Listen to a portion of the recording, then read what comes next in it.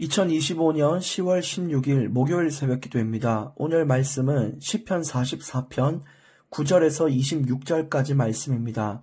말씀의 제목은 주께서 우리를. 오늘 이제 9절부터 말씀을 보시면, 그러나 이제는 주께서 우리를 버려 욕을 당하게 하시고 우리 군대와 함께 나아가지 아니하시나이다. 여러분, 우리가 어제 같이 나눈 말씀에서는 다윗의 승리, 하나님의 그 구원과 건지심을 함께 나누며 하나님 이름을 진짜 우리가 영원히 감사하며 찬양하겠다, 이런 고백을 드렸어요. 근데 오늘 9절부터 그러나 라고 하면서 상황의 반전됨이 나타나고 있습니다. 우리가 신앙생활을 하는 동안에 늘 우리가 승리하고 늘 응답받으면 얼마나 좋겠습니까? 근데 신앙생활을 오래 하신 분들도 아시겠지만 항상 우리가 평안하거나 항상 응답과 승리가 가득한 것이 아니죠. 때로는 시련과 고난이 우리 삶에 같이 곁들여서 계속해서 반복적으로 또 잊을만 하면 고난이 오고 평안할 만 하면 어려움이 오는 이런 것들을 많이 경험하셨을 겁니다. 근데 우리가 그런데도 마음에 좀 확신을 가져야 될 것은 이 모든 것들이 하나님께서 허락하시고 하나님께서 하신 거라면 우리는 그것을 신뢰할 수가 있어야 되겠죠.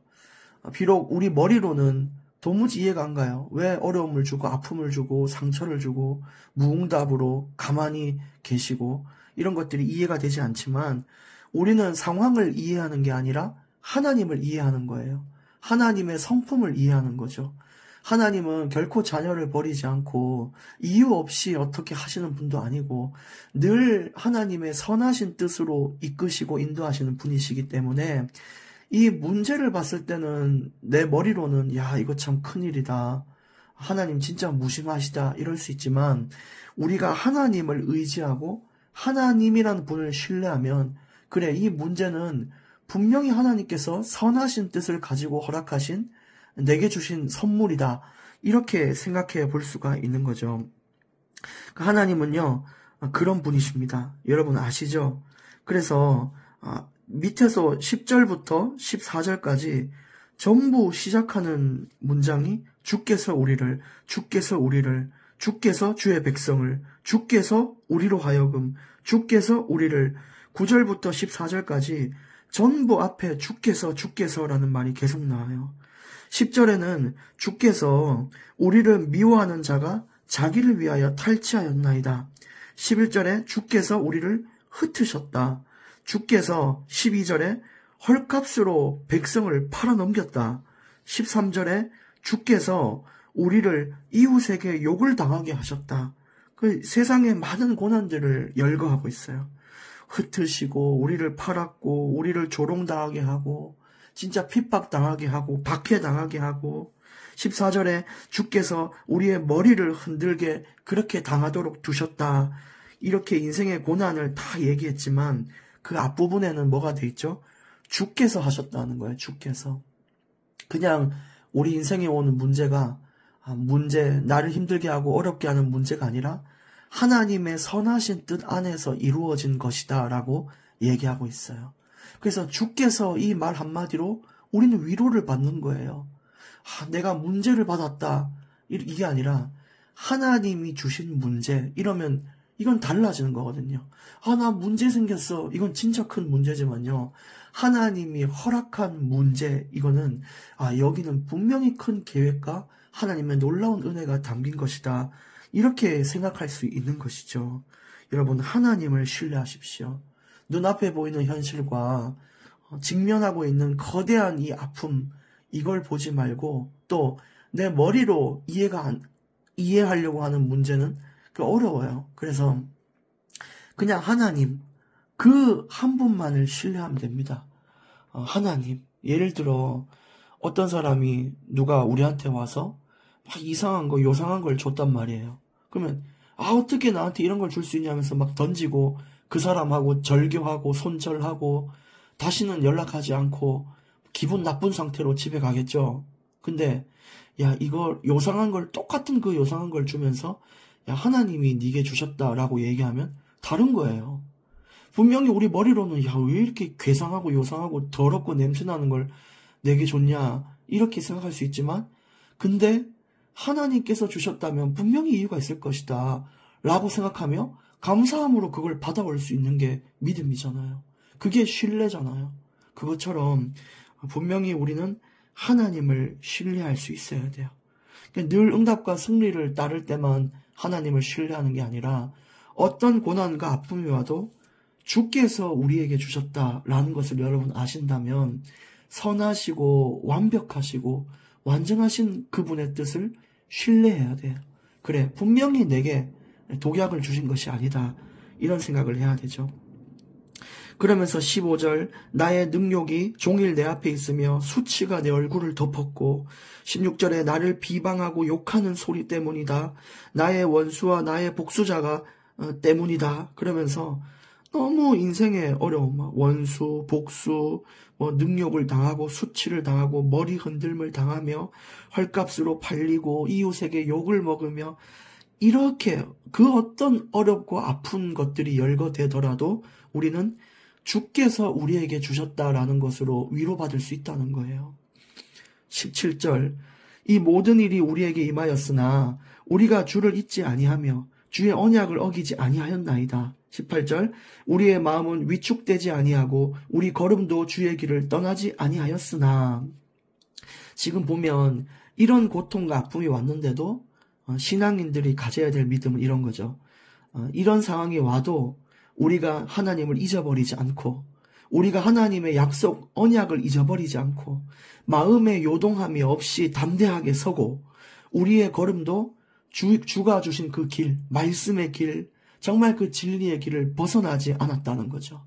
우리는 조금 힘들면은 바로 쾌락을 찾고 방탕을 찾고 그냥 내가 좀 즐길 수 있는 것들을 찾지만 그 와중에도 하나님께 감사하고 주님의 말씀을 떠나지 않기 위해 노력하고 예배를 유지하기 위해 애를 쓰고 진짜 그렇게 사는 믿음이 필요한데 과연 저와 여러분에게 그런 믿음이 있냐? 이런 것들이 점검돼야 돼요. 그러니까 지금 우리에게 주신 문제는 우리가 언약을 떠나서 우리가 하나님의 길을 떠나서 우리가 마음이 약해서 온 문제가 아닙니다. 왜냐? 17절 18절에 우리는 그렇게 살았다는 거예요. 우리는 언약 지켰고 하나님 앞에 믿음을 드렸고 늘 주님의 길 위에 서 있었는데 그 와중에 온 문제들이에요. 그러니까 꼭 우리가 어떤 잘못을 해서 인생에 문제가 오는 게 아니라는 거죠. 물론 우리가 잘못해서 그릇된 길로 가니까 오는 문제도 있지만 하나님은요, 우리가 믿음을 지키고 있고 진짜 하나님을 위해 살고 있는데도 불구하고 문제를 주실 때가 있어요. 그러니까 우리가 머리로는 이해가 안 가잖아요. 아니 왜 나에게? 믿음을 지킨 왜 나에게? 그래서 머리로 이해하는 게 아니라 하나님이 필요하기 때문에 나의 믿음과 상관없이 지금 내게 문제가 필요하기 때문에 하나님이 주셨구나. 거기에 대한 신뢰가 있어야 된다는 거죠. 그래서 19절 주께서 우리를 승냥이의 처소에 밀어넣으시고 우리를 사망의 그늘로 덮으셨나이다. 심지어는요, 오늘 또 승냥이 그랬는데 이것은 그 사막이나 폐허 이런 곳에 있는 들짐승을 말해요. 그 들짐승의 밥으로 우리를 밀어넣기도 하고 사망의 그늘, 내가 진짜 죽을 만큼 어렵거나 실제 죽음 앞에 있는 고통이 올지라도 하나님께서 우리에게 허락하신 것이면 우리가 하나님의 뜻을 헤아리며 신뢰할 수 있는 믿음이 필요한 것입니다. 그렇게 하나님은 우리를 버려두시지 않아요. 분명히 이유가 있는 것입니다. 20절, 21절 우리가 우리 하나님의 이름을 잊어버렸거나 우리 손을 이방신에게 향하여 폈다면 하나님이 이를 알아내지 아니하셨으리이까 무릇 주는 마음의 비밀을 아시나이다. 하나님이 우리의 모든 것을 마음을 다 아신 하나님께서 우리가 우상숭배 했다면 알 텐데 우리는 우상숭배도 하지 않았습니다. 믿음도 지켰고 걸음도 주님의 길 위에 계속 머물렀고 언약을 믿으며 나아갔는데 우리에게 이런 문제가 왔다. 이것을 도저히 여러분 이해할 수 있겠습니까? 그런데도 하나님은 왜 이렇게 하셨을까요? 왜 우리가 믿음을 잘 지키고 하나님을 위해 더 사는데도 왜 문제는 자꾸 생길까요? 22절입니다. 우리가 종일 주를 위하여 죽임을 당하게 되며 도살할 양같이 여김을 받았나이다. 이것은 로마서 8장 36절에 사도 바울의 말을 인용한 것입니다. 사도 바울의 인생은 아시죠? 그 사형장에 처형당하기까지 자신의 고집, 자신의 경험, 배경, 학식을 다 깨트리고 오직 하나님만 바라보는 그 관계를 회복하는 여정을 갔어요. 하나님은 그 연단과 여정, 그 어려움 속에서 바울을 일으키시고 바울을 새롭게 하셨어요.